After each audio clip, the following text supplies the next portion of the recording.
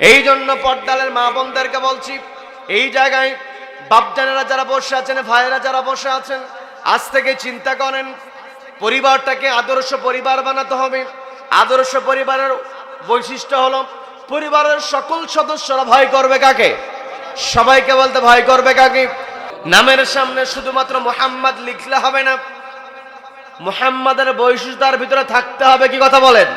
সবাই পড়ুন আউযু বিল্লাহি মিনাশ শাইতানির রাজীম।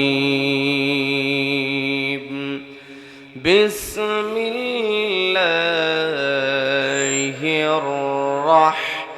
রাহমানির রাহিম।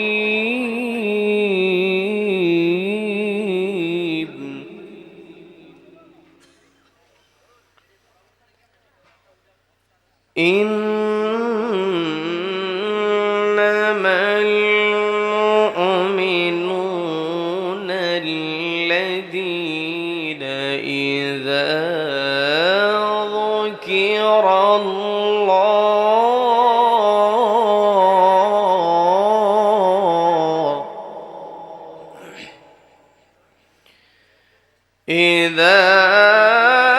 ذكر الله وجلت قلوبهم وإذا تليت عليهم آياته زادتهم إيمانا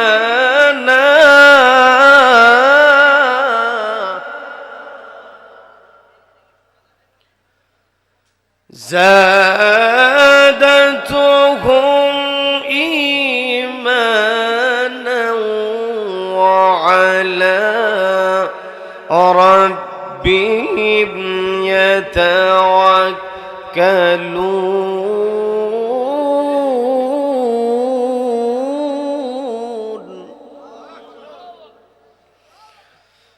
الله أكبر. بسم الله الرحمن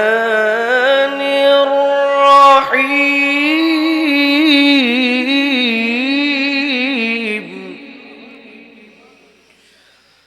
إن الله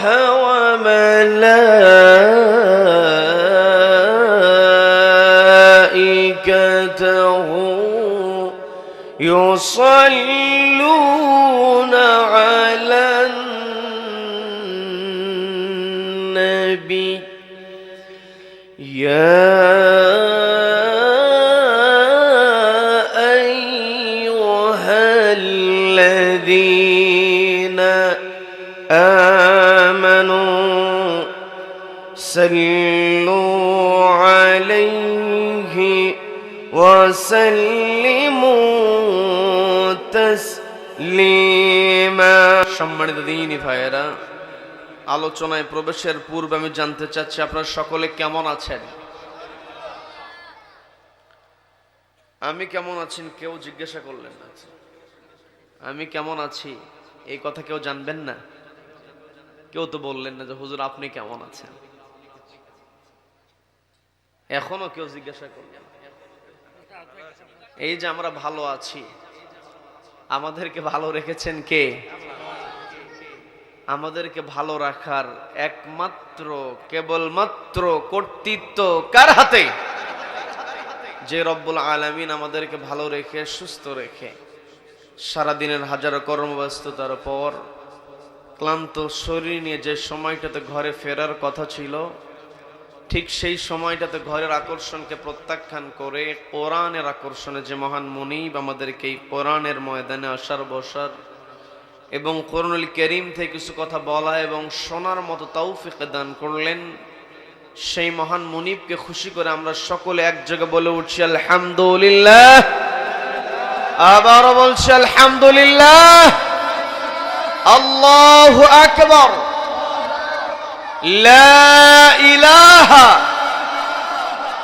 ইল্লাল্লাহু আল্লাহু আকবার ওয়ালিল্লাহিল হামদ ওয়ালিল্লাহিল হামদ। আমরা প্রশংসা করলাম কার? জীবনের প্রত্যেকটা ক্ষেত্রে প্রশংসা করব কার? আমাকে আপনাকে সৃষ্টি করেছেন কে?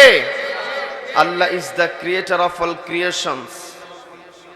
যেই রব্বুল আলামিন সব সৃষ্টি করেছেন, সেই রবের প্রশংসা ছাড়া আর কারো প্রশংসা হতে পারে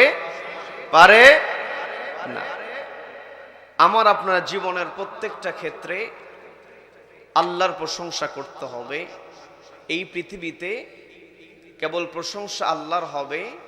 none can be praised, only Allah will be praised. আল্লাহ ব্যতীত অন্য কেউ প্রশংসিত হতে পারে?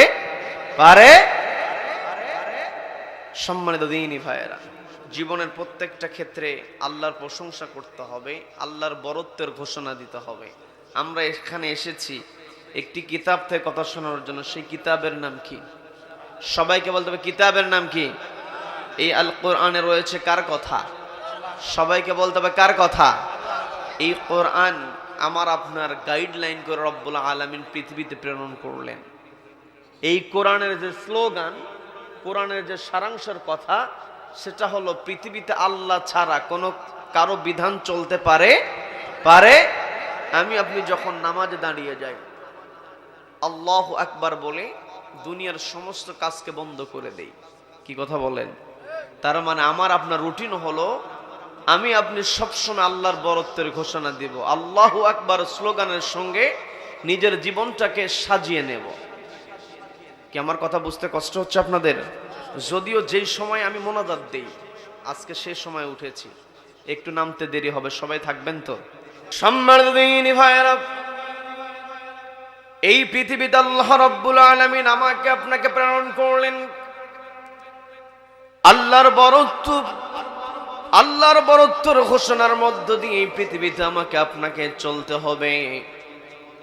যেই দিন আমি এই পৃথিবীতে আগমন করেছি, আমি আপনি যেই দিন পৃথিবীতে আগমন করলাম, আমি আপনি ছিলাম পরিবারে একজন নতুন অতিথি। কি কথা বলেন? পরিবারে যখন কোনো নবজাতক আগমন করে, নতুন অতিথি হিসাবে যখন পৃথিবীতে এসে আগমন করে ভূমিষ্ঠ হয়ে যায়, নতুন অতিথিকে দাওয়াত দেওয়ার পরে যখন আপনার বাড়িতে কোনো মেহমান হাজির হবে, নতুন অতিথি হিসাবে যখন আমি আপনি এই পৃথিবীতে আগমন করলাম, নতুন অতিথি হিসাবে আমাকে আপনাকে যেইভাবে স্বাগত জানানো হয়েছে, একজন নবজাতক যখন পৃথিবীতে আগমন করে তাকে কেমন করে স্বাগত জানাতে হবে শিক্ষাটা দিয়েছেন কে? একজন নবজাতক পৃথিবীতে আগমন করার সঙ্গে সঙ্গে সবার আগে দায়িত্ব হলো ওই শিশু সন্তানের ডান কানে আযান দিতে হবে, বাম কানে ইকামত দিতে হবে। কি কথা বলেন? ডান কানে তার আযান হবে, বাম কানে ইকামত হবে। এই আযান এবং ইকামতের মধ্যে আল্লাহু আকবার স্লোগান আছে না নেই? আবার আমি আপনি পৃথিবীতে নির্দিষ্ট সময় আমি আপনি থাকব। পৃথিবীতে থাকার জন্য আমরা কেউ আসি নাই, এই পৃথিবীতে আগমন করেছি। আমাকে আপনাকে এই পৃথিবী ছেড়ে চলে যেতে হবে। আমি আপনি যেই দিন পৃথিবী ছেড়ে চলে যাব, অর্থাৎ কোন মানুষ যখন মারা যায়, সে যত বড় টাকাওয়ালাই হোক না কেন, যত বড় দাপটওয়ালা ব্যক্তি হোক না কেন, যত ভালোবাসার মানুষ হোক না কেন, পৃথিবীর কোন মানুষ আর তাকে মাটির উপরে রাখতে চায় না। সবার একটাই টার্গেট হয়ে যায়, কত দ্রুত তাকে কবরস্থ করা হবে। কি কথা বলেন? কোন লাশকে যখন কবরস্থ করা হয়, তার পূর্বে তাকে গোসল করানো হয়, কাফন পরানো হয়। ওই কবর নামানোর পূর্বে জীবিত মানুষের দায়িত্ব হলো লাশটাকে সামনে রেখে দিয়ে একটা দোয়ার নামাজ আদায় করা। সবাইকে বলতে হবে সেই নামাজের নাম কি? সবাই বলেন নামাজের নাম কি? এই জানাজার নামাজের মধ্যে 4 বার আল্লাহু আকবার স্লোগান আছে না নেই? তার মানে যেই দিন আমি আপনি পৃথিবীতে আগমন করেছি, সেই দিন আমার আপনার ডান কানে বাম কানে শুনিয়ে দেওয়া হয়েছে আল্লাহু আকবার স্লোগান। আবার আমি আপনি যেই দিন পৃথিবী ছেড়ে চলে যাব, আমাকে আপনাকে যখন শেষ বিদায় পৃথিবী থেকে দিয়ে দেওয়া হবে, তখন কিন্তু 4 বার আল্লাহু আকবার স্লোগান দিয়ে আমাকে আপনাকে বিদায় করা হবে। এর দ্বারা বোঝা গেল এই পৃথিবীতে আমি আপনি যতদিন থাকবো আমার আপনার কর্মসূচি হবে একটা স্লোগানের মধ্যে। সেই স্লোগানের নাম হলো আল্লাহু আকবার। কথা বলেন ঠিক কিনা?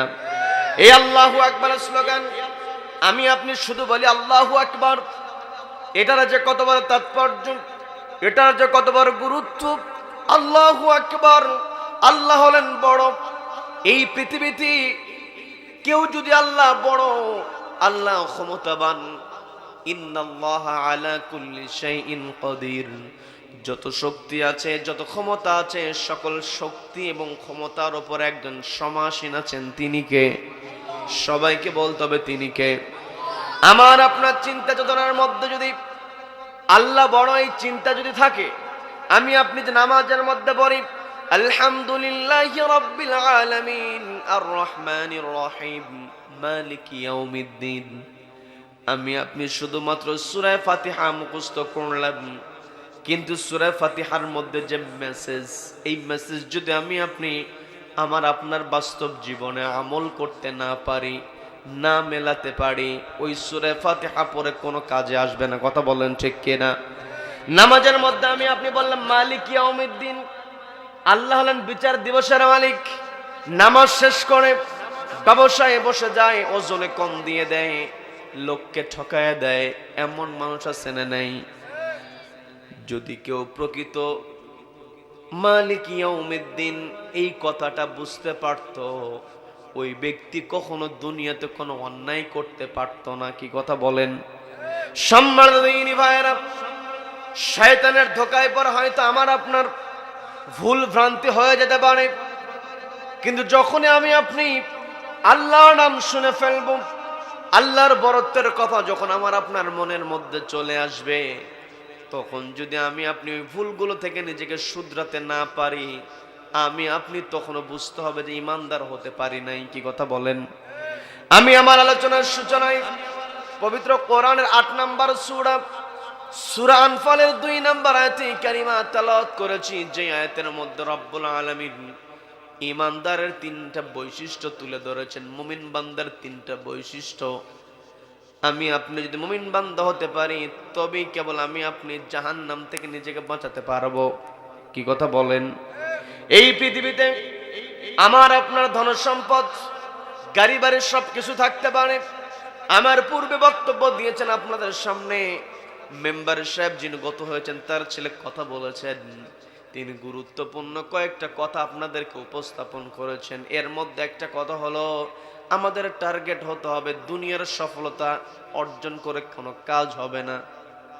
দুনিয়ার গাড়ি বাড়ি, টাকা পয়সা, আমি আপনি যত ভিআইপি বাড়িতেই থাকি না কেন, আমার আপনার বিছানা যত উন্নতই হোক না কেন, আমার আপনার বাড়ির মেঝের টাইলসটা যত দামি টাইলস হোক না কেন, যখন আমি আপনি মারা যাব, আমার টাকায় তৈরি করা, আপনার টাকায় তৈরি করা বাড়িতে আর কেউ রাখবে না। কি কথা বলেন?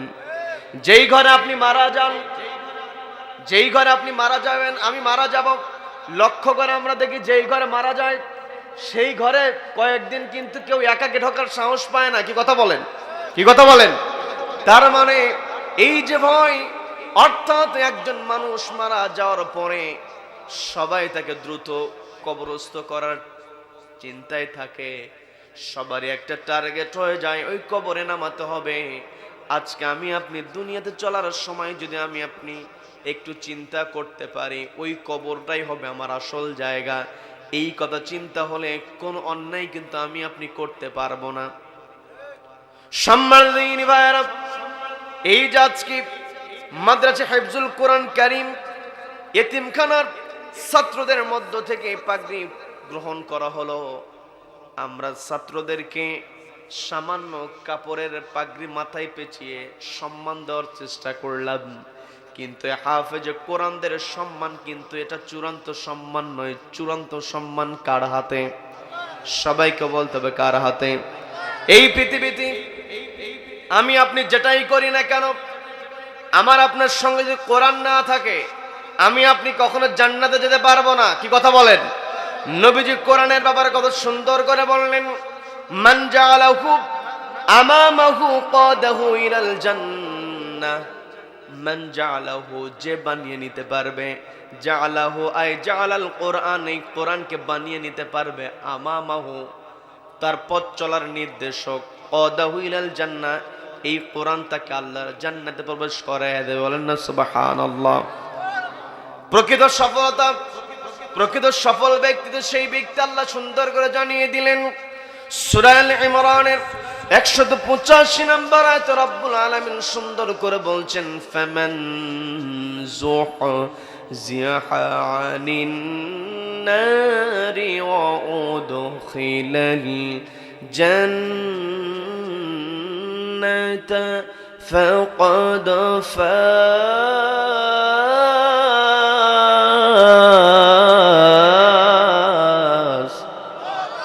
আল্লাহ বলছেন ফামান যুহজিহা আনিন নার, যেই ব্যক্তি নিজেকে জাহান্নামের আগুন থেকে দূরে সরিয়ে রাখতে পারবে, ওয়া উদখিলাল জান্নাহ, এবং জান্নাতে প্রবেশ করতে পারবে, ফাকাদ ফাজ, সেই ব্যক্তি হলো প্রকৃত সফল।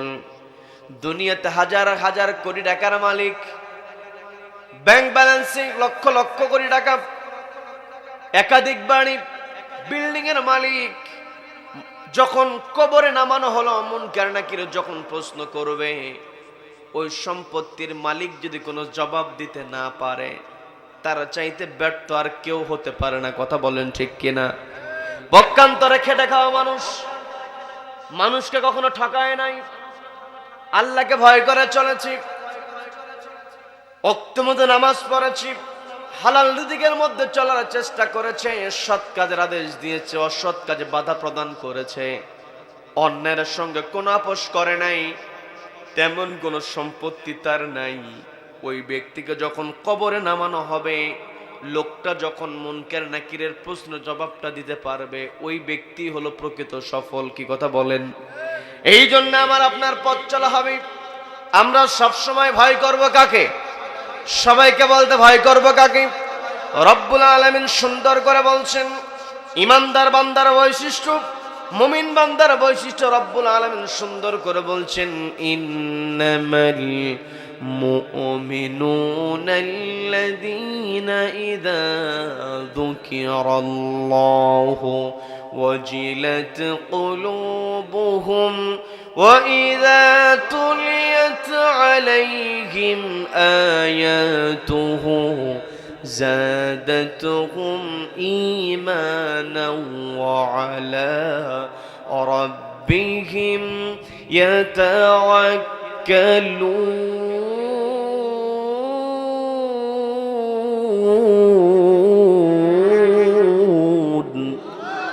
আল্লাহ বলছেন ইন্নামাল মুমিনুন, তারাই হলো মুমিন, আল্লাযীনা ইযা যুকিরাল্লাহ, যখন মুমিন বান্দার সামনে আল্লাহর নাম উচ্চারিত হয়, ওয়াজিলাত কুলুবুহুম, অন্তরটা কেঁপে ওঠে। কার ভয়ে? সবাইকে বলতে হবে কার ভয়ে? তার মানে আমার আপনার এই জায়গা থেকে শিক্ষা নিতে হবে, আল্লাহর নাম শোনার পরে, আল্লাহর বরত্বের কথা শুনিয়ে স্মরণ করিয়ে দেওয়ার পরে, কোন মানুষ যদি অন্যায় কাজ থেকে নিজেকে দূরে সরিয়ে রাখতে না পারে, বুঝতে হবে সে কখনো মুমিন হতে পারে না। কি কথা বলেন?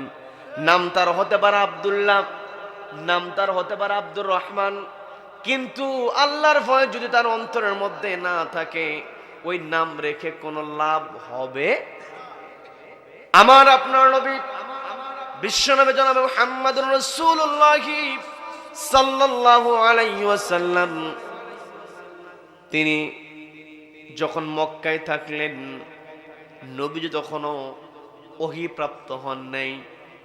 নবীজি তার আচার আচরণ যাতে সুন্দর দিয়েছেন, নবীজি তার আচার ব্যবহার বিশ্বস্ততা এমন অর্জন করেছেন, নবীজি উপাধি পেয়ে গিয়েছেন আল আমিন, আস-সাদিক। আমি আপনাদেরকে বোঝানোর জন্য বলছি, রাত অনেক গভীর হয়ে গিয়েছে, দীর্ঘক্ষণ আপনারা বসে আছেন, পর্দার মা বোনেরা আপনারা কষ্ট করে বসে আছেন, আপনাদের দৃষ্টি আকর্ষণ করে বলি, আমার আপনার নবীজি তার পরিচয় হলো তিনি ছিলেন আল আমিন, তিনি ছিলেন আস-সাদিক। নামের সামনে মুহাম্মদ লাগানো হয়, কিন্তু সারাদিনে যতগুলো কথা বলে এর মধ্যে সত্য কথা খুঁজে পাওয়া যায় না। কি কথা বলেন?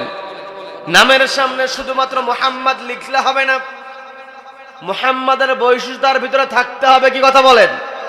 বিশ্বনবী জনাবে মুহাম্মদুর রাসূলুল্লাহ সাল্লাল্লাহু আলাইহি ওয়াসাল্লাম যেমন সত্যবাদী ছিলেন, উম্মত হিসাবে আমাকে আপনাকে সত্যবাদী হতে হবে, আমাকে আপনাকে আমানতদার হতে হবে, বিশ্বস্ত হতে হবে।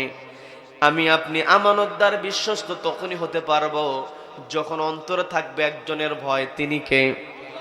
এই জন্য এক নাম্বার বৈশিষ্ট্য আমার আপনার হতে হবে, আল্লাহর ভয় আমার আপনার অন্তরে থাকতে হবে। দ্বিতীয় নাম্বার, ওয়াইদা তুলিয়াত আলাইহিম আয়াতুহু যাদাতুহুম ঈমানা। ঈমানদার বান্দার সামনে যখন কোরআন থেকে তেলাওয়াত করা হয়, যাদাতুহুম ঈমানা, ঈমানটাকে বহুগুণে বৃদ্ধি করে দেন কে? তার মানে কোরআন তেলাওয়াতের বিকল্প নাই। কি কথা বলেন?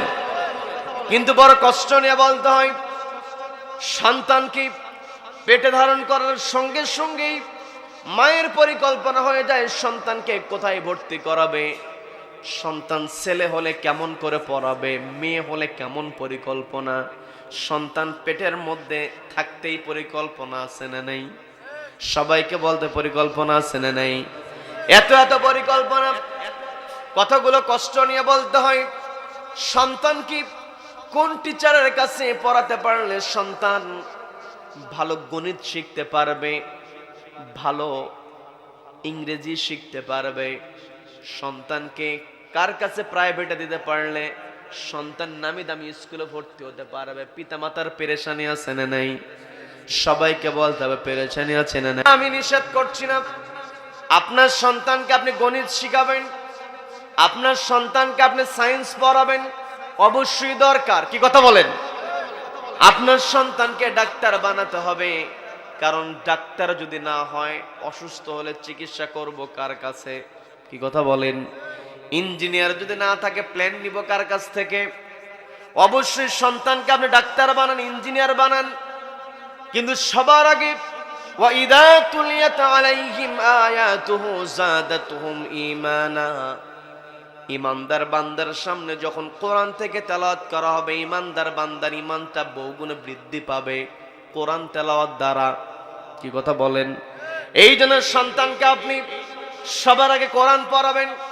এই যে আমার পাশে মুরব্বী বসে আছেন, শ্রদ্ধাভাজন মুরব্বীরা বসে কথাগুলো শুনছেন, তাদের ছোটবেলার গল্পগুলো শুনে দেখবেন তারা যখন ছোটবেলায় ছিলেন তাদের দিনটা শুরু হতো ঘুমের থেকে ওঠার পরে মারা বলতো, যা ফরকানিয়াতে চলে যা, মক্তবে যা।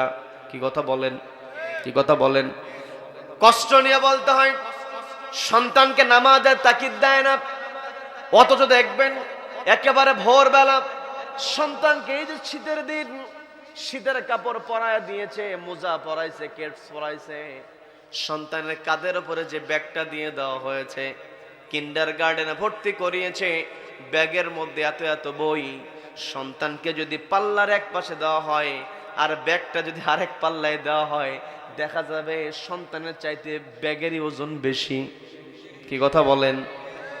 আপনি বইগুলো খুলে বের করবেন, দেখবেন সেখানে কোরআন হাদিস নাই, থাকলেও একেবারে কম। কি কথা বলেন? সিলেবাসে কোরআন হাদিস রেখে দেওয়া হয়, সবার আগে গণিত করায়, ইংরেজি পড়ায়, বিজ্ঞান পড়ায়, এরপরে সময় থাকলে ইসলাম শিক্ষা। কি কথা বলেন? সময় না থাকলে পড়ায় না। অথচ উচিত ছিল সন্তানকে সবার আগে কোরআন শিক্ষা দেবে, কারণ কোরআন যার জেহেনের মধ্যে আছে, আল্লাহর রহমত তার উপরে আছে। কি কথা বলেন? আজকে আমার দেশে ডাক্তাররা কসাই হয়ে গিয়েছে। কি কথা বলেন? কি কথা বলেন? যদি ওই ডাক্তারকে ছোটবেলা থেকে কোরআন হাদিসের শিক্ষা দেওয়া হতো, ওই সন্তান প্রকৃত ডাক্তার হতো, সে ডাক্তার নামক কসাই হতো না। কারণ কোরআন যার কাছে আছে সে আল্লাহকে ভয় করবে। কি কথা বলেন? আজকে সন্তান ইঞ্জিনিয়ার হয়েছে, বিল্ডিং এর কাজ পেয়েছে, রড না দিয়ে বাঁশ দিয়ে বিল্ডিং করে। আছে না নাই? আছে না নাই? কিন্তু ওই ইঞ্জিনিয়ারের কাছে যদি আল্লাহর ভয় থাকতো, ওই ইঞ্জিনিয়ারকে যদি ছোটবেলায় আল্লাহর ভয় ঢুকিয়ে দেওয়া হতো, এই পৃথিবীতে আমার আপনার পরিচয় যত বড় পরিচয় হোক না কেন, সবার আগে আমার আপনার পরিচয় হলো আমি আপনি কতটুকু আল্লাহর গোলাম হতে পেরেছি। কি কথা বলেন? আমরা যে কালেমা শাহাদাত পড়ি, ওয়া আশহাদু আন্না মুহাম্মাদান আবদুহু ওয়া রাসূলুহু, এই জায়গায় কথাটা বোঝার চেষ্টা করবেন। এই জায়গায় তো কথা এমন হতে পারতো ওয়া আন্না মুহাম্মাদান আবদুহু না হয় মুহাম্মাদার রাসূলুহু ওয়া আবদুহু, কিন্তু আল্লাহ রাব্বুল আলামিন এই জায়গাতে নবীজির পরিচয়টা করিয়ে দিয়েছেন। কথার একটু বোঝার চেষ্টা করবেন। আপনার সন্তান কত বড় ডাক্তার হয়েছে, কত বড় ইঞ্জিনিয়ার হয়েছে, কত বড় প্রফেসর হয়েছে, আপনার সন্তান কত বড় মন্ত্রী হয়েছে, এমপি হয়েছে, এগুলো বড় কোনো পরিচয় নয়। আমার আপনার নবী বিশ্ব নবী জনাব মুহাম্মদুর রাসূলুল্লাহ সাল্লাল্লাহু আলাইহি ওয়াসাল্লাম, তার ব্যাপারেও আল্লাহ পরিচয় দিতে গিয়ে বললেন মুহাম্মাদান আবদুহু ওয়া রাসূলুহু। আল্লাহ বলেন নাই মুহাম্মাদার রাসূলুহু ওয়া আবদুহু, তা বলেন নাই। আল্লাহ বলতে পারতেন রাসূলুহু ওয়া আবদুহু, কিন্তু আল্লাহ সেখানে এই কথা না বলে আল্লাহ বলেন মুহাম্মাদান আবদুহু ওয়া রাসূলুহু। তার মানে নবীজির পরিচয় হলো তিনি ছিলেন সর্বশ্রেষ্ঠ আল্লাহর গোলাম। কি কথা বলেন? কি কথা বলেন? এই জন্য সন্তানকে ছোটবেলা থেকে শিক্ষা দিতে হবে যে তুমি তো আল্লাহর গোলাম, তোমাকে জবাবদিহিতা করতে হবে। এই পৃথিবীতে আল্লাহ রাব্বুল আলামিন, এই পৃথিবীতে আল্লাহ রাব্বুল আলামিন আমাকে আপনাকে পাঠিয়েছেন, কিছু দায়িত্ব দিয়েছেন, কিছু কর্তব্য আছে। এই কর্তব্যগুলো আমাকে আপনাকে পালন করতে হবে। যেই ব্যক্তির কাছে, যেই ব্যক্তির অন্তরে আল্লাহর ভয় আছে, সে যদি শিক্ষক হয় সে আদর্শ শিক্ষক হবে। কি কথা বলেন? যেই ব্যক্তির অন্তরে আল্লাহর ভয় আছে সে যদি ডাক্তার হয় সে আদর্শ ডাক্তার হবে। যেই ব্যক্তির অন্তরে আল্লাহর ভয় আছে সে যদি ঠিকাদার হয় সে আদর্শ ঠিকাদার হবে। কি কথা বলেন? কিন্তু যেই ঠিকাদারের মধ্যে আল্লাহর ভয় নাই, ওই ঠিকাদারের দায়িত্ব দেওয়া হবে, কাজ করবে, যেই টেম্পারে কাজ করা দরকার, যেই পরিমাণে রড দেওয়া দরকার সেই পরিমাণ রড দিবে না। ফাঁকিবাজি আছে না নাই? আছে না নাই? আজকে আমার দেশে যেখানেই যাবেন সেখানেই অন্যায়, দুর্নীতি আছে না নাই? সবাই কিন্তু নিজেকে মুসলিম দাবি করে অথচ অন্যায় করে। এই দাবি করার কোনো মানে আছে? সম্মানিত দিনী ভাইরা, এক নাম্বার বৈশিষ্ট্য আমার আপনার অন্তরে থাকতে হবে আল্লাহর ভয়। দুই নাম্বার, কোরআন তেলাওয়াত শুনলে ঈমানটা বাড়তে হবে।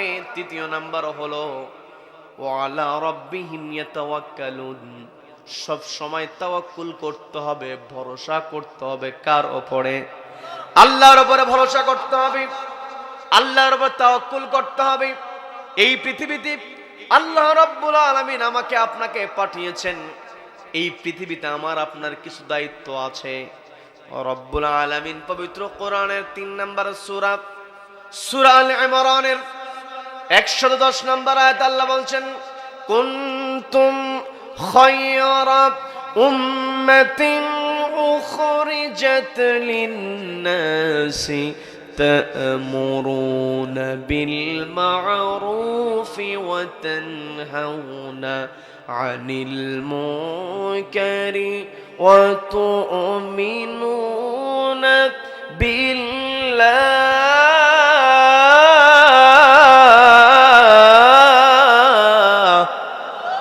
আল্লাহ বলছেন আমার বান্দারা, কুনতুম খায়রা উম্মাহ, তোমরা উত্তম জাতি হতে পারবে, শর্ত হলো তা'মুরুনা বিল মা'রুফ, সৎ কাজের আদেশ দিতে হবে, ওয়া তানহাউনা আনিল মুনকার, অসৎ কাজে বাধা প্রদান করতে হবে, ওয়া তু'মিনুনা বিল্লাহ, ঈমানটা আনতে হবে কার উপরে?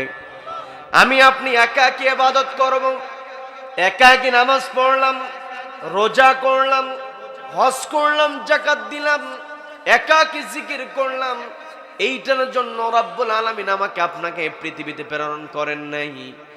একাকী ইবাদত করে যদি পার পাওয়া যেত তাহলে নবীজিকে ওই মক্কা থেকে মদিনায় হিজরত করতে হতো না। কি কথা বলেন? নবীজিকে অফার দেওয়া হয়েছে, তুমি তোমার মতো ইবাদত করো, তুমি তোমার মতো চলো, কিন্তু আমাদের বিরুদ্ধে কোনো কথা বলিও না। নবীজি তা শুনলেন না। নবীজি কড়া কথা বলেছেন, অনেক লম্বা ঘটনা, সেই দিকে যাব না। নবীজিকে অফার দেওয়া হলো, তোমাকে অর্থ দেওয়া হবে, তোমাকে সর্বোচ্চ চেয়ারে বসিয়ে দেওয়া হবে, তোমার গাড়ি দরকার, গাড়ি দেওয়া হবে, অর্থাৎ বাহন দরকার, বাহন দেওয়া হবে, তোমাকে তোমার বাড়ি দেওয়া হবে, নারী দেওয়া হবে, সব কিছু দেওয়া হবে। তবে শর্ত হলো আমরা যে অন্যায়গুলো করি অন্যায়ের বিরুদ্ধে কথা বলা যাবে না। অথচ আল্লাহ বললেন ওয়াতানহাউনা আনিল মুনকার, অসৎ কাজে বাধা প্রদান করো। নবীজি তাদের কথাকে প্রত্যাখ্যান করেছেন। নবীজি বলছেন তোমরা আমাকে কি অফার দাও? চাচাকে বলছেন চাচা আমার এক হাতে যদি চন্দ্র আর এক হাতে যদি সূর্য দেওয়া হয় তবুও সেটাকে আমি প্রত্যাখ্যান করব। এক আল্লাহ আমাকে যে অর্ডার দিয়েছেন সেই অর্ডারটাই মানবো। বলেন সুবহানাল্লাহ। সেই নবীর উম্মত আমরা। আমার আপনার অন্তর আল্লাহর ভয় থাকতে হবে। যার অন্তর আল্লাহর ভয় আছে ওই ব্যক্তি যদি ব্যবসায়ী হয় সফল ব্যবসায়ী, কি কথা বলেন? যেই ব্যক্তির অন্তরে আল্লাহর ভয় আছে পরিবারের দায়িত্ব পালন করতে হয়। আজকে পরিবারটাকে আমরা আদর্শ পরিবার বানাতে পারি না, কারণ পরিবারের স্বামী সে তো আল্লাহকে ভয় করে না, স্ত্রীর অধিকার সে কেমন করে দেবে, কি কথা বলেন? আবার পরিবারের স্ত্রী সেও আল্লাহকে ভয় করে না, যার কারণে স্বামীকে দামি দিতে চায় না। আছে না নাই? আছে না নাই?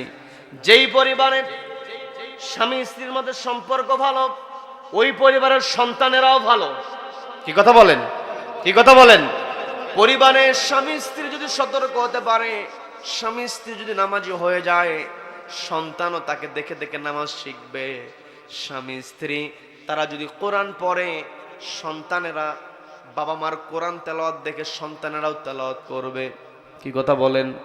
পরিবারের মা যদি নামাজ পড়ে দেখবেন 2.5 বছর 3 বছরের বাচ্চা প্রত্যেক দিন মাকে লক্ষ্য করে দেখে মা যায় নামাজ বিছিয়ে সেখানে নামাজ পড়ে। নামাজের কোনটা রুকু কোনটা সিজদা কোনটা কিয়াম কোনটা বৈঠক ছোট্ট মানুষ বোঝে না, কিন্তু প্রত্যেক দিন সে মাকে লক্ষ্য করে দেখে মা যায় নামাজটা বিছিয়ে দিয়ে এই কপালটা মাটিতে ঠেকায়া দিয়া সিজদা দেয় কাকে? সবাইকে বলতো সিজদা দেয় কাকে? ও আমার পর্দার মা বোনেরা, কানটা একটু খাড়া করে শোনেন, বোঝার চেষ্টা করুন। ওই যে দেখেন আমি বলতে নিয়েছিলাম ছোট্ট 2.5-3 বছরের বাচ্চা প্রত্যেকদিন মাকে সিজদা দিতে লক্ষ্য করেছে। আমরা ছোট বাবুদের এমন ঘটনা চোখের সামনে পড়ে যায়, মা নিজে নামাজ পড়বে, যায় নামাজ বিছিয়েছে, মা যায় নামাজে দাঁড়াবে, কিন্তু মাকে কোনো মতো সুযোগ না দিয়া ছোট্ট 2.5 বছর 3 বছরের বাচ্চা মায়ের আগে যায় নামাজে গিয়ে সিজদা দেওয়া শুরু করে। দৃশ্য আছে না নাই? সবাইকে বলতে হবে আছে না নাই? বাবার মসজিদে যাবে, টুপি খুঁজতে টুপি খুঁজে পায় না, গিয়ে দেখে বাড়ির দরজায় ছোট্ট সন্তান বাবার টুপি মাথায় দিয়া সে আগে মসজিদে যাওয়ার জন্য প্রস্তুত হয়ে যায়। এমন দৃশ্য আছে না নাই? তার মানে মা আপনি যদি নামাজ না পড়েন আপনার সন্তান আপনাকে দেখে সিজদা দেওয়া শিখবে না। বাবা আপনি যদি নামাজ না পড়েন আপনার সন্তান আপনাকে দেখে টুপি দেওয়া শিখবে না। যদি আপনি টুপি পরেন নামাজ পড়েন আপনার সন্তান আপনাকে দেখে নামাজ শিখবে। সন্তানের দিকে তাকা হলে পর্দার মা বোনদেরকে বলবো আজকে আমি আপনি সমাজ সংস্কারের কথা বলি, রাষ্ট্রীয় সংস্কারের কথা বলি, কিন্তু এই সংস্কারটা শুরু হবে পরিবার থেকে, কি কথা বলেন? পরিবারের স্বামীকে হতে হবে আদর্শ স্বামী, স্ত্রীকে হতে হবে আদর্শ স্ত্রী। অথচ পরিবারের মধ্যে কম্পিটিশন শুরু হয়ে যায়। এমপি প্রার্থী 2 দলের 2 ক্যান্ডিডেট, ওই 2টার মধ্যে যতটা না প্রতিদ্বন্দ্বিতা আছে এর চাইতে স্বামী স্ত্রীর প্রতিদ্বন্দ্বিতা বেশি, কি কথা বলেন? স্বামীর লক্ষ্য করা উচিত আমার স্ত্রী তো আমার বাড়িতে জন্ম নেয় নাই, আমি তো আমার বাপের ঘরে আছি, আমার স্ত্রী বাপের ঘরে ছিল, 18-20 বছর বয়স হয়েছে, প্রাপ্ত বয়স্ক হয়েছে, যেই পরিবেশে বড় হয়েছে সেই পরিবেশ থেকে বিবাহ করার পরে 3 বার কবুল বলে সে তো আমার ঘরে চলে এসেছে, আমার বাড়িতে চলে এসেছি। এত বড় স্যাক্রিফাইস খেয়াল করে দেখবেন জীবনে যেই ব্যক্তি জীবনের প্রথম কোন ঈদ যদি বাড়ির বাইরে উদযাপন করে থাকে, যারা প্রবাসী আছে এদের সঙ্গে গল্প করবেন, প্রবাস জীবনে গিয়েছে অথবা দেশের এক প্রান্ত থেকে আরেক প্রান্ত চাকরি করে ছুটি পায় নাই, প্রথম ঈদ যখন বাড়ির বাইরে কাটায় তার কলিজার মধ্যে শুধু ছটফট ছটফট করে। কি কথা বলেন, কি কথা বলেন। অথচ স্ত্রী বাপের বাড়ি থেকে চলে এসেছি, তার ঈদটা করা বাবার বাড়ি তার হয় না, ঈদের পরের দিন তার পরের দিন যেতে হয়। কি কথা বলেন। এত স্যাক্রিফাইস। স্বামী আপনাকে বলছি, আপনার স্ত্রী আপনার জন্য কত স্যাক্রিফাইস করছে, নিজের বাবা মা আত্মীয় সবাইকে ছেড়ে আপনার বাড়িতে এসেছে। আপনি তাকে মূল্যায়ন করবেন, তার অধিকার বুঝিয়ে দেবেন। আবার একজন স্ত্রীও চিন্তা করা উচিত, আমার স্বামী আমার জন্য ছায়া, আমার সবকিছু। আমার স্বামী দায়িত্ব নিয়েছে, যেই স্বামী আমার দায়িত্ব গ্রহণ করেছি, এই স্বামীর সঙ্গে আমার সম্পর্কটা ভালো করতে হবে। আমি এই কথাগুলো দ্বারা আপনাদের দৃষ্টি আকর্ষণ এই জন্য করলাম, পরিবারে বাবা মার সম্পর্ক যদি ভালো থাকে, ওই পরিবারের সন্তানদেরকে সহজেই ভালো করা যায়।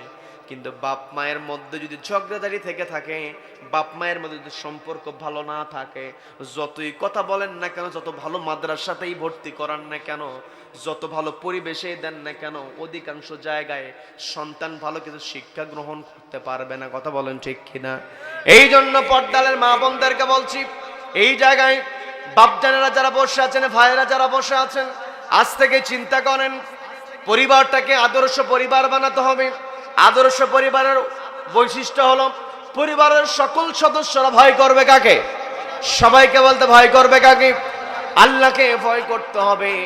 এই পৃথিবীতে আমরা এসেছি, এই পৃথিবীতে আমার আপনার টার্গেট হবে আমরা আল্লাহর গোলাম নিজেকে প্রমাণ দেওয়ার চেষ্টা করব। সন্তানকে কোরআনের শিক্ষা দেব। আজকে আমি আপনি যে সন্তানকে কোরআনের শিক্ষা দেই না, যে সন্তানকে নামাজের শিক্ষা দেই না, এই সন্তানই কিন্তু কিয়ামতের কঠিন ময়দানে আমার আপনার বিরুদ্ধে অভিযোগ দায়ের করবে কার কাছে? আমার বানানো কথা নয়, আল্লাহ রাব্বুল আলামিন স্পষ্ট কোরআনের মধ্যে তুলে ধরলেন, রব্বানা আরিনাল্লাযাইনা আযাল্লানা মিনাল জিন্নি ওয়াল ইনস নাজআলহুমা তাহতা আকদামিনা লিয়াকুনা মিনাল আসফলিন।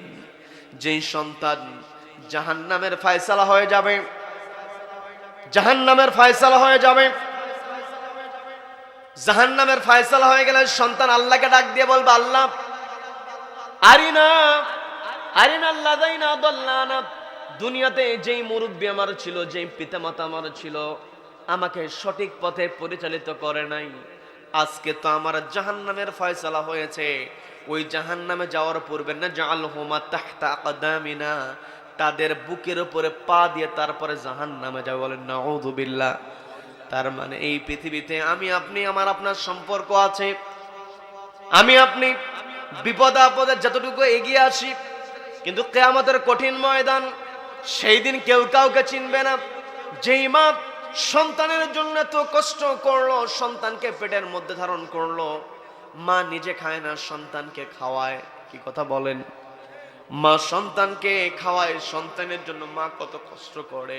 ওই মাও কিন্তু মালিক ইয়াউমিদ্দিন, যেই কঠিন দিনের মালিক হলেন আল্লাহ, ওই দিন আল্লাহকে ভয় করে মা পর্যন্ত বলবে, দুনিয়াতে আমার বিবাহই হয় নাই। বলেন নাউযু বিল্লাহ।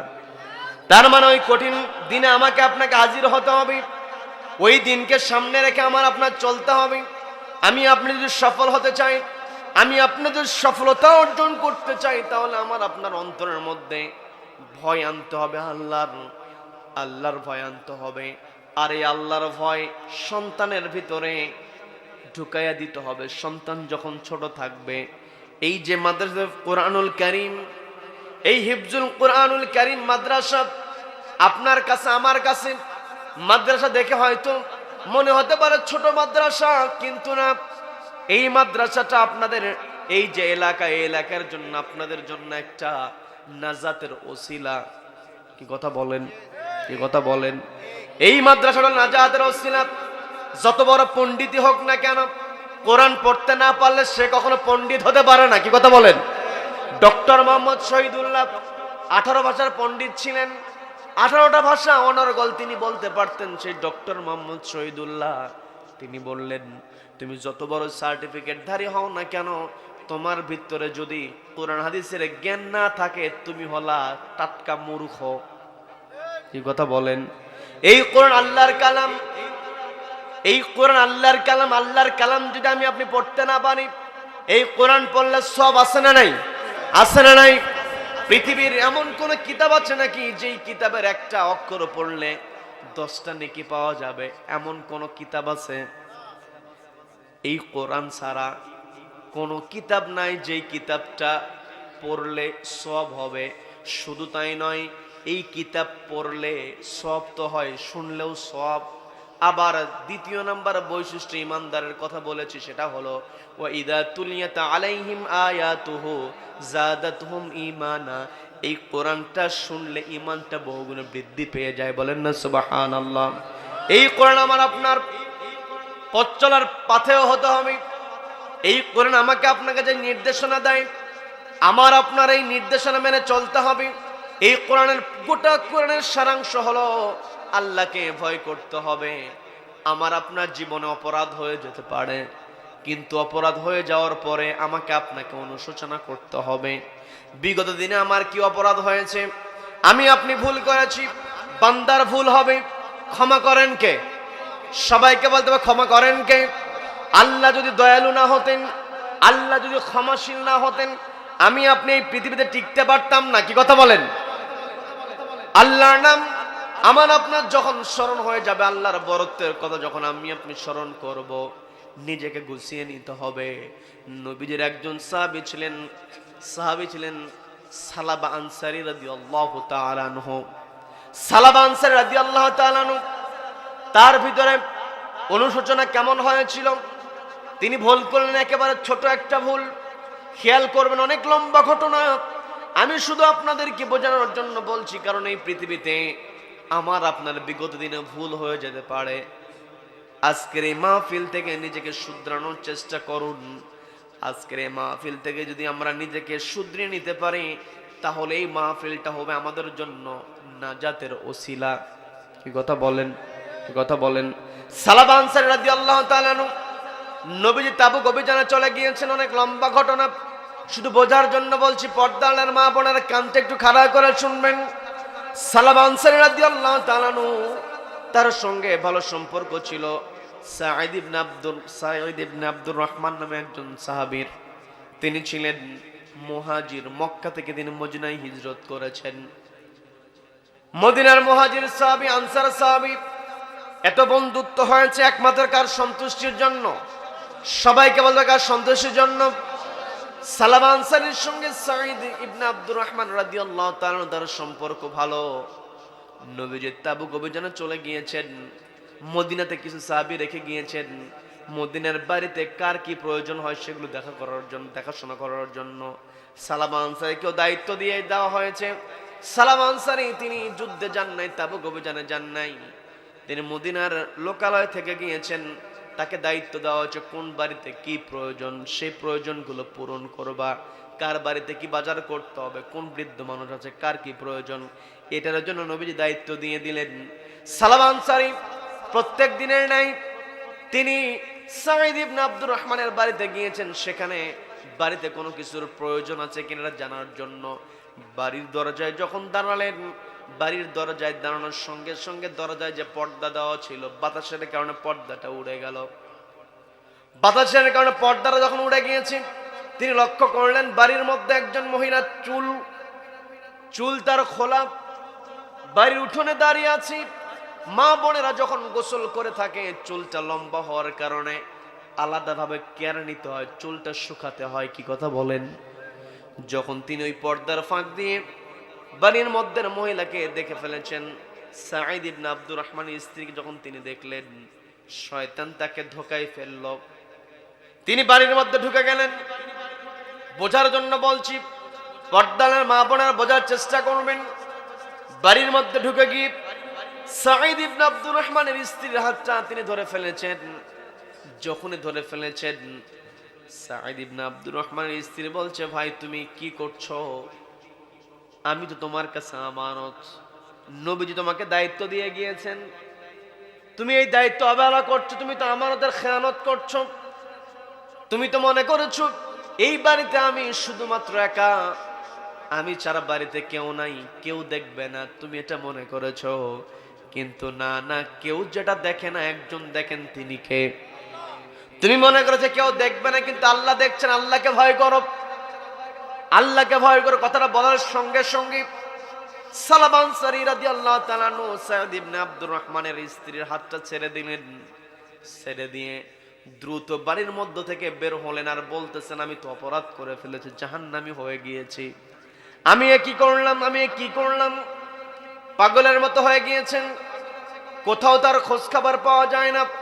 ওইদিকে নবীজি তাবুক অভিযান শেষে যখন লোকালয়ে এসেছেন, যখন বিজয়ী বেশে মদিনায় মুসলমানরা প্রবেশ করেছে, বিজয়ীদেরকে আহলান সাহালান ওয়েলকাম জানানো হয়। দেখবেন আমার দেশে যখন আমার দেশের খেলোয়াড়েরা বাহিরের দেশে খেলতে গিয়ে অন্য দেশকে হারায়া দেয়, দেখবেন গোটা দেশের মধ্যে একটা আনন্দ, এয়ারপোর্টের মধ্যে তাদেরকে স্বাগত জানানোর কত আয়োজন আছে না নাই? সিরিজ জিতেছে, খেলোয়াড়কে ফ্ল্যাট দিয়ে দেয়, গাড়ি দিয়ে দেয়, জায়গা দিয়ে দেয়, আছে না নাই? আছে না নাই? অথচ কষ্ট নিয়ে বলতে হয় আমার দেশের ক্রিকেটাররা হয়তো 2 বছর 4 বছরের মধ্যে হয়তো কোনো জায়গা থেকে সফলতা নিয়ে আসে, তাও আবার বড় কোনো দেশের সঙ্গে নয়, কেনিয়া জিম্বাবুয়ে একেবারে ছোট ছোট দল। কি কথা বলেন? ওরা যখন বিজয়ী বেশে দেশের মধ্যে আসে, তাদের জন্য কত আয়োজন। অথচ আমার দেশের হাফেজ কোরআন গোটা দুনিয়ার সমস্ত হাফেজদেরকে হারায়া দিয়া যখন গোটা বাংলাদেশের, গোটা বিশ্বের মধ্যে বাংলাদেশের পতাকাকে উড্ডীন করে, ওই সমস্ত হাফেজ কোরআন দেশের মধ্যে ঢোকে, তখন কেন অভ্যর্থনা দেওয়া হয় না? কথা বলেন ঠিক কিনা? আজকে কোরআনওয়ালাদের সম্মান নাই, যার কেন যেখানে যাবেন সেখানেই অন্যায়। কি কথা বলেন? কোরআনওয়ালাদের সম্মান যদি দেওয়া হতো, আজকে আমার দেশে এইরকম দুর্নীতি থাকতো না, অন্যায় থাকতো না। কি কথা বলেন? হুজুরেরা যখনই ভালো কথা বলে, ওয়াতানহাউনা আনিল মুনকার, অসৎ কাজে বাধা প্রদান করার জন্য যখন হুজুরেরা কথা বলে, হুজুরেরা যখন বলে দেশের মধ্যে যখন চুরি হবে, অর্থাৎ আমার দেশে মসজিদে নামাজ পড়তে গিয়ে জুতা চোর ধরা পড়েছে, দেখবেন সবাই মিলে আচ্ছা তার গুণ ধোলায়, আছে না নাই? জুতা চোর, খাবার চোর, কাপড় একটু চুরি করেছে, ধরা পড়েছে, গণ ধলাই দেওয়া হয়। কিন্তু লক্ষ লক্ষ টাকা কলমের খোঁচা দিয়া যে অফিসার আত্মসাৎ করে আমার আপনার সামনে হাজির হয়, আমি আপনি কিন্তু ওই অফিসারকে সেলুট দেওয়া। সত্যি কথা বলেন? আজকে আমার দেশে কোথায় প্রতিবাদ করতে হবে আমি আপনি ভুলে গিয়েছি। কোরআনের বিধানের আলোকে, এই কোরআন তো শুধুমাত্র পাঠ করার জন্য আল্লাহ আমাকে আপনাকে দেয় নাই। এই কোরআনের মধ্যে যে বিধানগুলো আছে, এই বিধানগুলো কোরআনের পাতায় শুধু রাখলে হবে না, সমাজের পাতায়, রাষ্ট্রের পাতায় বাস্তবায়ন করতে হবে। একটা চোর, একটা অফিসার লক্ষ লক্ষ টাকা আত্মসাৎ করেছে, একটা অফিসারকে যদি ওই বাইতুল মুকাররমের সামনে কিংবা হাইকোর্টের সামনে একটা অফিসারের হাত যদি কেটে দেওয়া হতো, ফাকতাউ আইদিয়াহুমা, কোরআন স্পষ্ট বলল, চোর যদি মহিলা হয় আর পুরুষ হয়, চুরি যদি প্রমাণ হয়ে যায় হাতটা কেটে দাও। একটা অফিসার চুরি করার কারণে, অর্থ আত্মসাতের কারণে বাইতুল মুকাররমের সামনে কিংবা হাইকোর্টের সামনে একজন চোরকে যদি শাস্তি দেওয়া হতো, বাকি চোরেরা এমনিতে সোজা হয়ে যেত। কি কথা বলেন? এই কথাগুলো বললেই আমরা খারাপ হয়ে যাই। কি কথা বলেন? কিন্তু এই কথাগুলো বলার কারণে যদি আমার আপনার উপর কোনো বিপদ আসে, ভয় করা যাবে নাকি?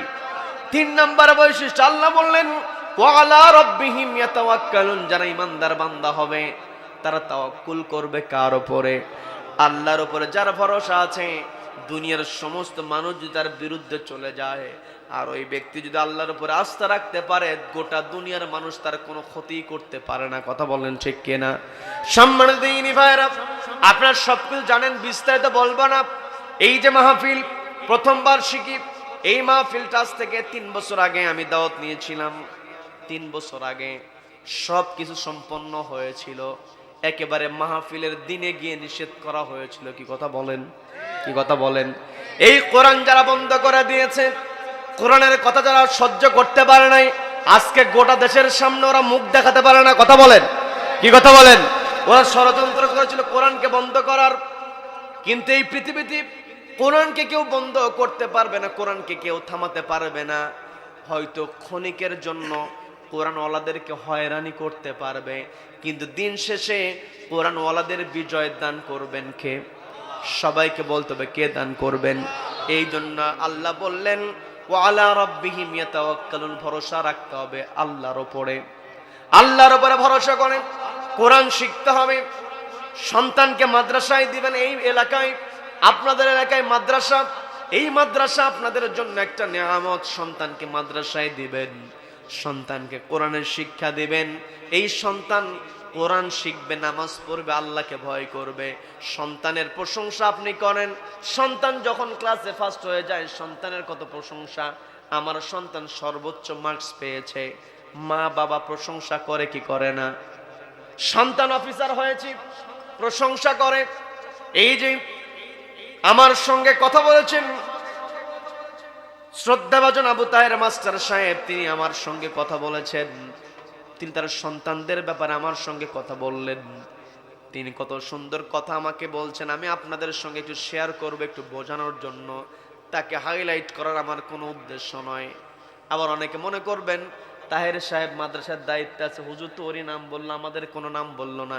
এমন কথা বলার লোকও কিন্তু আছে, আছে না নাই?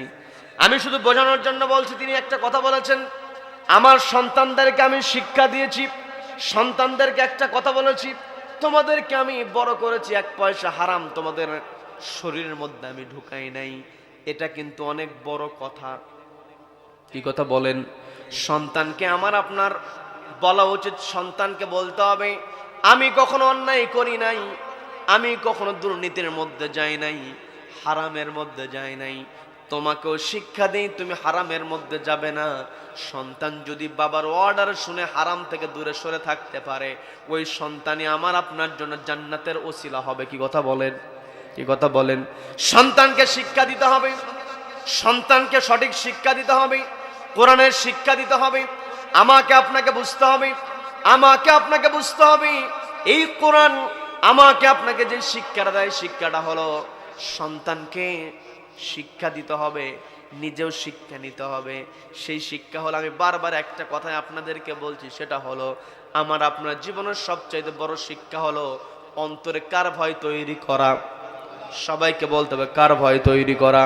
অন্তরে আল্লাহর ভয়। যেমনটা আমি বলতে নিয়েছিলাম, ভয় কেমন থাকতে হবে? আল্লাহ যে শাস্তি দিবেন এই ভয় অন্তরে থাকতে হবে। ওই যে সালাম আনসারী রাদিয়াল্লাহু তাআলা আনহু, তিনি বের হয়ে গেলেন। নবীজি ওইদিকে যখন তাবুক অভিযান শেষ, যখন মদিনায় প্রবেশ করেছেন, মদিনায় প্রবেশ করার পরে সবাই স্বাগত জানানোর জন্য মদিনার একেবারে উপকণ্ঠে হাজির হয়েছে। সাঈদ ইবনে আব্দুর রহমান, তার সঙ্গে সালামা আনসারীর সম্পর্ক ভালো। তিনি শুধু খুঁজতেছেন আমার বন্ধু কোথায়, আমার বন্ধু কোথায়। বন্ধুকে চোখে পড়ে নাই, বাড়িতে এসেছেন, স্ত্রীকে জিজ্ঞাসা করলেন, এত মানুষকে দেখলাম, সবার সঙ্গে সাক্ষাৎ হলো, সালাবাকে তো দেখতে পেলাম না। স্ত্রী যখন সবকিছু খুলে বললেন যে আমার সঙ্গে এমন আচরণ করেছে, এরপর থেকে তো তার খবর আমি জানি না। স্ত্রীর সঙ্গে খারাপ আচরণ করেছেন, স্বামী শোনার সঙ্গে সঙ্গে স্বামী রেগে গিয়েছে, তিনি রাগান্বিত হয়েছেন। কিন্তু পরবর্তীতে লোকালয়ে যখন তিনি জানতে পারলেন সালামা আনসারী পাগলের মতো ঘুরে বেড়ায়, নিজেকে জাহান্নামী বলে, আমানতের খেয়ানতকারী বলে আফসোস করতে থাকে। আর সাঈদ ইবনে আব্দুর রহমান তিনি বুঝতে পারলেন, যেহেতু আমার ভয়ে সালামা অপরাধ করেছে, অপরাধ করে তার ভিতরে অনুশোচনা এসেছে, সে ভুল বুঝতে পেরেছেন, তাহলে তার উপরে রাগ করা যাবে না, ক্ষমা করতে হবে। বন্ধুকে তিনি খুঁজতে লাগলেন। আরেকটা কারণ আছে, সেটা হলো সাঈদ ইবনে আব্দুর রহমান যখন মক্কা থেকে মদিনায় হিজরত করে এসেছেন, ওই সালামা আনসারী রাদিয়াল্লাহু তাআলা তাকে আশ্রয় দিয়েছিলেন। সালামা আনসারী তাকে সহযোগিতা করেছিলেন। কৃতজ্ঞতা বোধ থেকে তিনি খুঁজতে লাগলেন, আমার ভাই সালামা কোথায় গেল। একটা পর্যায়ে সালামা আনসারী রাদিয়াল্লাহু তাআলার সঙ্গে যখন দেখা হয়ে গিয়েছে, দেখা হওয়ার পরে সালামা আনসারী তিনি লজ্জিত। সাঈদ ইবনে আব্দুর রহমানের সঙ্গে কথা বলবেন, লজ্জায় ভালো করে কথা বলতে পারছেন না, বিরক্ত হচ্ছেন। ঘটনা শেষ করব নাকি মোনাজাত দেব? হ্যাঁ, সম্মানিত বন্ধুগণ, সালামা আনসারী চোখে চোখ রেখে কথা বলবি, কথা বলতে পারছেন না। সাঈদ ইবনে আব্দুর রহমান অভয় দিয়ে বলছেন, ভাই তুমি তো তোমার অপরাধটাকে বুঝতে পেরেছো, তুমি যে অনুশোচনা নিয়ে এসেছো, তুমি অনুশোচনা তোমার ভিতরে জাগ্রত হয়েছে, আমি তোমাকে ক্ষমা করে দিয়েছি, আমি ওগুলো ভুলে গিয়েছি। তিনি বললেন, নবীজির কানে কি এই কথা গিয়েছে নাকি? বলে, না, নবীজিকে এখনো জানানো হয় না, আমি জানাই নাই। সালামা আনসারী বলছেন, নবীজিকে জানাতে হবে, কারণ আমি অন্যায় করেছি। আমার এই অন্যায়ের ক্ষমা দুনিয়া থেকে বিদায় নিতে হবে। দুনিয়াতেই এই ক্ষমা, এই দুনিয়া থেকে বিদায় নেওয়ার পূর্বে এই ক্ষমার নিশ্চয়তা নেওয়ার পরে দুনিয়া থেকে আমাকে বিদায় হতে হবে।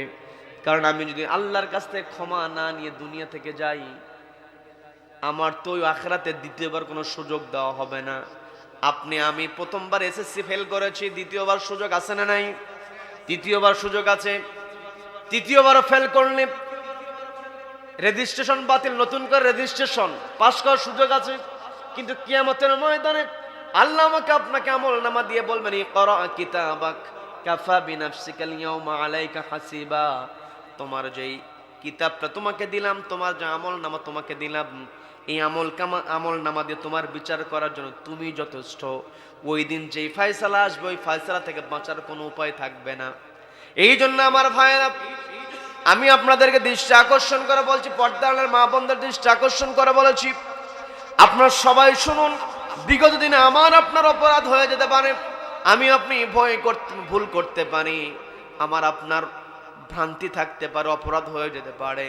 আজকে থেকে আমাকে আপনাকে নিয়ত করতে হবে, আগামীতে আর কোনো অপরাধ করব না। ভয় করব কাকে? সবাইকে বলতে, ভয় করব কাকে? আল্লাহর কাছে ক্ষমা চাইতে হবে। সালামা আনসারী তিনি বলছেন, নবীজির সঙ্গে আমি সাক্ষাৎ করব, নবীজির সঙ্গে আমি দেখা করব। সাঈদ ইবনে আব্দুর রহমান বলছে, তাহলে চলো। তখন বলতেছে, ভাই, আমি যে নবীজির সামনে যাব, আমি তো অপরাধ করেছি, অপরাধের একটা চিহ্ন নিয়ে আমি যেতে চাই। বলতেছে, তুমি আমাকে আমার কাঁধের উপরে আমার হাতটা বেঁধে ফেলবে, আমার হাতটা কাঁধের উপরে হাতটা বেঁধে ফেলবি, ওই রশি ধরে ধরে তুমি নবীজির সামনে আমাকে নিয়ে যাবে, যেন নবীজি আমাকে দেখে বুঝতে পারে যে আমি অপরাধ স্বীকার করেছি, আমার ভিতরে অনুশোচনা জেগে উঠেছে। কেমন চিন্তা চেতনা তাদের ভিতরে ছিল। অথচ আজকে দেখবেন অবাধে একেবারে নারী পুরুষ মেলামেশা করছে, কোনো কিছুই মনে করে না। কি কথা বলেন? কি কথা বলেন? সালামা আনসারী শুধুমাত্র হাতটা ধরেছেন, একেবারে নিজেকে এত ছোট বানিয়ে ফেলেছেন, অপরাধী হিসাবে নবীর সামনে হাজির হবেন। সাঈদ ইবনে আব্দুর রহমান বলছেন, ভাই, মক্কা থেকে যখন মদিনাতে এসেছি, তুমি আমাকে সহযোগিতা করেছো, তোমার হাত কাঁধের উপরে বেঁধে তোমাকে টেনে নিয়ে আমি যাব, এই দুঃসাহস আমি করতে পারবো না। এই কথা বলার পরে সালামা আনসারী বলছেন, তুমি যদি এইভাবে আমাকে না নিয়ে যাও, আমি নবীজির সামনে যেতে পারবো না। একটা পর্যায়ে নাসর বান্দার মতো একটা পর্যায়ে তার কাঁধের উপরে দুইটা হাত রেখে হাতটা বেঁধে ফেলা হলো। রশি ধরে সালামা আনসারীকে সাঈদ ইবনে আব্দুর রহমান নিয়ে যাচ্ছেন। এমতো অবস্থায় সাঈদ ইবনে আব্দুর রহমান বলছেন, নবীজির কাছে সরাসরি না গিয়ে আবু বকরের সঙ্গে দেখা করে তো সে কেমন পরামর্শ দেয়। আবু বকর সিদ্দিক রাদিয়াল্লাহু তাআলার কাছে গেলেন। আবু বকর সিদ্দিক রাদিয়াল্লাহু তাআলার ঘটনা শোনার পরে বললেন, নবীজি তোমাকে দায়িত্ব দিয়ে গিয়েছেন, তুমি দায়িত্ব অবহেলা করেছো, তুমি আমানতের খেয়ানত করেছো, তোমার ক্ষমার কোনো বুদ্ধি আমার কাছে নাই, তোমার ক্ষমা হবে না, তোমাকে জাহান্নামে পড়তে হবে। আবু বকর সিদ্দিক রাদিয়াল্লাহু তাআলা এই কথা বললেন। সেখান থেকে ভালো সমাধান পেলেন না, তারা চলে গেলেন হযরত ওমর রাদিয়াল্লাহু তাআলার কাছে। হযরত ওমরের কাছে যাওয়ার পর হযরত ওমরও একই অনুরূপ কথা বললেন। তিনি আরো রেগে গেলেন বেশি, কারণ হযরত ওমর রাদিয়াল্লাহু তাআলা অন্যায় দেখলে নিজেকে কন্ট্রোল করতে পারতেন না। কি কথা বলেন? অন্যায়ের ব্যাপারে তিনি ছিলেন কঠোর। হযরত ওমর রাদিয়াল্লাহু তাআলা তিনিও বললেন, তোমার শাস্তি অবশ্যই হতে হবে। নবীজি তোমাকে বিশ্বাস করে তোমাকে দায়িত্ব দিয়ে গিয়েছেন, তুমি তো দায়িত্ব অবহেলা করেছো। এরপরে যাওয়া হলো আলী রাদিয়াল্লাহু তাআলার কাছে। আলী রাদিয়াল্লাহু তাআলা তিনিও একই কথা বললেন, তোমার ক্ষমার কোনো বুদ্ধি আমার কাছে নাই। সর্বশেষ যখন নবীজির কাছে গিয়েছেন, নবীজি শোনা মাত্র রেগে গেলেন। নবীজি বললেন, তুমি কেমন করে এটা করলে? আমি তোমাকে দায়িত্ব দিলাম, যুদ্ধে অংশগ্রহণকারী মুজাহিদের পরিবারের দায়িত্ব তোমার উপরে ছেড়ে দেওয়া হয়েছে, তুমি দায়িত্ব অবহেলা করেছো, তোমাকে অবশ্যই শাস্তির মুখোমুখি হতে হবে। নবীজির কাছ থেকেও যখন তিনি আসার বাণী শুনলেন না, তিনি আরো পাগলের মতো হয়ে গেলেন, খাওয়া দাওয়া বন্ধ করে দিয়েছেন, একেবারে পাগলের মতো ঘুরে বানান। সাঈদ ইবনে আব্দুর রহমান তাকে আটকে রাখতে পারলেন না, তিনি মরুভূমির দিকে চলে গেলেন। একটা পর্যায়ে খাওয়া দাওয়া বন্ধ, পাগলের মতো পড়ে থাকেন। রাতের বেলা একটা গাছের নিচে গিয়ে 2 হাত আসমানের দিকে দিয়ে শুধুমাত্র বলেন, আমি তো জাহান্নামী, আমি তো পাপী, আমি তো অন্যায় করে ফেলেছি, আল্লাহ আমার কি ক্ষমা হবে না? এইভাবে যখন তিনি বারবার আল্লাহর কাছে ফরিয়াদ করছিলেন, আল্লাহ রাব্বুল আলামিন জিবরিল আমিনকে বললেন, জিবরিল যাও নবীজির সঙ্গে দেখা করো। নবীজির সঙ্গে দেখা করে জিবরিল আমিনকে নবীজিকে সবার আগে প্রশ্ন করলেন, আপনি যেই আল্লাহর বান্দাকে আপনি বললেন ক্ষমা নাই, ওই বান্দাকে আপনি তৈরি করেছেন নাকি আল্লাহ তৈরি করেছে? নবীজি প্রশ্ন শুনে একটু অবাক হলেন। নবীজি বলেন, আমি তৈরি করতে যাব কেন? আল্লাহর সৃষ্টি, সালাবাতকে তো আল্লাহই তৈরি করেছে। জিবরিল আমিন বলছেন, আপনি আপনি তো স্রষ্টা নয়, স্রষ্টা হলেন আল্লাহ, ক্ষমা করবেন তো আল্লাহ। আপনি যে ওই সাহাবীকে নিরাশ করে দিয়েছেন, ওই সাহাবী তো পাগলের মতো হয়ে গিয়েছে, আল্লাহর কাছে তওবা করেছে, আল্লাহ খুশি হয়েছেন। ওই সাহাবীকে আপনি দ্রুত সংবাদ দিয়ে দিন, আল্লাহ তাকে ক্ষমা করে দিয়েছেন। বলেন না সুবহানাল্লাহ। নবীজিও খুশি হয়ে গেলেন, দ্রুত বললেন, কে আছো? দ্রুত তোমরা সালাবা আনসারীকে খুঁজে বের করো। বানিয়ে বলছি নাকি? আমি কি বানিয়ে বলছি? সালাবা আনসারীকে খুঁজে বের করো। সালাবা আনসারীকে কে খুঁজতে যাবে নবীজির সামনে? তখন ছিলেন সালমান ফারসি রাদিয়াল্লাহু তাআলা আনহু।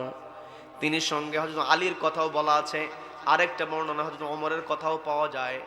সালাবা আনসারী তাকে খোঁজার জন্য চলে গেলেন সালমান ফারসি রাদিয়াল্লাহু তাআলা আনহু। একেবারে মরুভূমির প্রান্তে, পাহাড়ের কাছাকাছি, সেখানে গিয়ে রাখালকে জিজ্ঞাসা করলেন, তোমরা কি এই জায়গাতে একটা যুবককে দেখেছো নাকি? তখন ওই রাখাল বলতেছে, কৃষক বলতেছে, তোমরা কি সেই যুবককে খুঁজতেছো যে যুবক নিজেকে জাহান্নামী বলে? তোমরা জানলে কিভাবে? বলে, প্রত্যেকদিন রাতের বেলা এই জায়গায় এসে, এই গাছের নিচে এসে সে তো পাগলের মতো কান্নাকাটি করে। তোমরা অপেক্ষা করো, রাতের বেলা আসবি।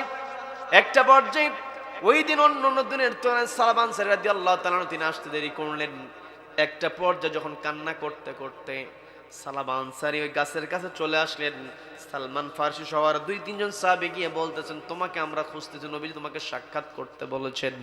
সালাবা আনসারী বলছেন, নবীজি আমাকে সাক্ষাৎ করতে বলেছেন, কিন্তু নবীজির আমার দিকে দৃষ্টি কেমন ছিল? তখন জবাব দেওয়া হলো, নবীজি তোমার প্রতি খুশি আছেন, শুধু নবীজি খুশি নয়, স্বয়ং আল্লাহ তোমার প্রতি খুশি। বলেন না সুবহানাল্লাহ। এই কথা বলার পরে বল, চলো তোমাকে নিয়ে নবীদের সঙ্গে সাক্ষাৎ করব।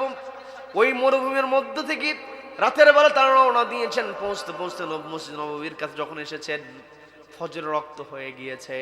তারা যখন মসজিদের সামনে হাজির হয়েছে, হযরত বেলাল রাদিয়াল্লাহু তাআলা তখন ইকামত দিচ্ছিলেন। ওযু বানালেন, ওযু বানানোর পর নামাজে দাঁড়িয়ে গিয়েছেন। নবীজি অন্যান্য দিন ফজরের নামাজের সময় লম্বা কেরাত পাঠ করেন, বড় সূরা তেলাওয়াত করেন, কিন্তু নবীজি ওই দিন নামাজের মধ্যে সূরা তাকাসুর তেলাওয়াত শুরু করেছেন। আলহাকুমুত তাকাসুর হাত্তা যুরতুমুল মাকাবির, এই আয়াত পর্যন্ত যখন গিয়েছেন, যাওয়ার সঙ্গে সঙ্গে ওই যে পিছনে চিৎকার আওয়াজ দিয়েছেন একজন, কে যেন আল্লাহ বলে চিৎকার দিলেন। একেবারে চিৎকার দেওয়ার পর নামাজ যখন শেষ করলেন, নবীজি বলতেছেন, নামাজের মধ্যে হঠাৎ চিৎকার কে করলো? জবাব দেওয়া হলো, সালাবা চিৎকার করেছে। নবীজি খুশি হয়ে গেলেন, আমার সালাবার সঙ্গে আমার সাক্ষাৎ হবে। নবীজি বললেন, সালাবা কোথায়? বলে, চিৎকার দিয়ে সালাবা তো মাটিতে পড়ে আছে। নবীজি আসলেন, আসার পরে সালাবাকে যখন স্পর্শ করলেন, দেখলেন সালাবা রাদিয়াল্লাহু তাআলা তিনি আর দুনিয়াতে নাই, তিনি মারা গিয়েছেন। নবীজি বললেন, তোমরা কে আছো? সালাবার দাফন কাফনের ব্যবস্থা করো, আমি নিজে তার নামাজে জানাজার ইমামতি করবো এবং কবরে আমি তাকে নিজেই নামাবো। বলেন আল্লাহু আকবার। নামাজ শেষ হলো, জানাজার নামাজ শেষ করার পরে নবীজি নিজেই কবরের মধ্যে নামলেন। নামার পরে নবীজি মাটি চাপা দেওয়ার পর, কবরস্থ করার পর যখন নবীজি আসতেছিলেন, আসার সময় নবীজি পাটা ফেলছেন একেবারে খুবই আস্তে আস্তে, এমনকি নবীজি শুধু আঙ্গুলের উপরে ভর দিয়ে গিয়ে আসতেছিলেন।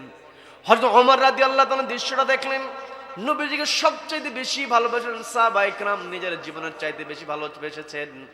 হযরত ওমর নবীজির কাছে দৌড়ে গিয়ে বলছেন, ইয়া রাসূলুল্লাহ, ইয়া হাবিবাল্লাহ, আপনি কি সালাবাকে কবরে নামাতে গিয়ে পায়ে আঘাত পেলেন নাকি? আপনি এমন করে হাঁটছেন কেন?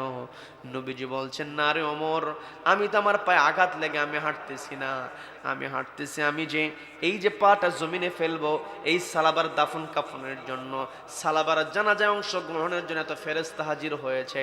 ওই ফেরেশতাদের পাখার উপরে যে পা যদি পড়ে তারা যদি আঘাত না পায়, এই জন্য আমি আমার পাটা বান্দা আস্তে আস্তে আঙ্গুলের উপর ভর দিয়ে হাঁটতে শুরু করেছে। বলেন আল্লাহু আকবার, বলেন আল্লাহু আকবার।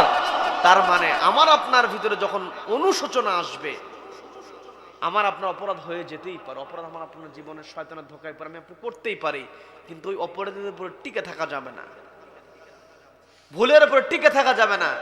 শয়তান সে ভুল করেছে, সে বুঝতে পেরেছিল, সে বুঝতে পেরেছে আল্লাহর আদেশ আমি অমান্য করেছি, আমার উপায় নাই, কিন্তু তারপরেও সে তার ভুলটা বোঝার পরে ভুলের উপরে সে স্থির থেকেছে, যার কারণে সে ইবলিস হয়ে গিয়েছে। কি কথা বলেন, কি কথা বলেন? সে তো কম ইবাদত করে নাই। কাজে আমার আপনার ভিতরে যখন ভুল হয়ে যাবে, ভুলটা যখন বুঝতে পারবো, ভুল বোঝার সঙ্গে সঙ্গে আমাকে আপনাকে ফিরে আসতে হবে। তাওবা মানে কি? ফিরে আসা, নিজেকে গুটিয়ে নেওয়া। পৃথিবীতে আল্লাহ আমাকে আপনাকে পাঠিয়েছেন, আমার আপনার কাজ হবে, আমার আপনার কর্মসূচি হবে কতটুকু আমি আপনি আল্লাহর গোলাম হতে পারলাম। আমার আপনার ব্যবসায়ী পরিচয় দিয়ে কোনো কাজে আসবে না, আমার আপনার বড় চেয়ার দিয়ে কোনো কাজে আসবে না। হ্যাঁ, চেয়ার ব্যবসায় আমি হয়েছি, কিন্তু ওই ব্যবসায় যদি আমি আপনি আল্লাহকে ভয় করতে পারি, তবেই ওই ব্যবসা হতে পারে আমার আপনার জন্য নাজাতের ওসিলা। কি কথা বলেন? হাদিসে এমন কথা এসেছে, যেই ব্যবসায়ীরা ব্যবসা করবে, সৎভাবে ব্যবসা করবে, ওই ব্যবসায়ীদেরকে আল্লাহ একেবারে সিদ্দিকদের কাতারে দাঁড় করায় দেবেন। বলেন না সুবহানাল্লাহ।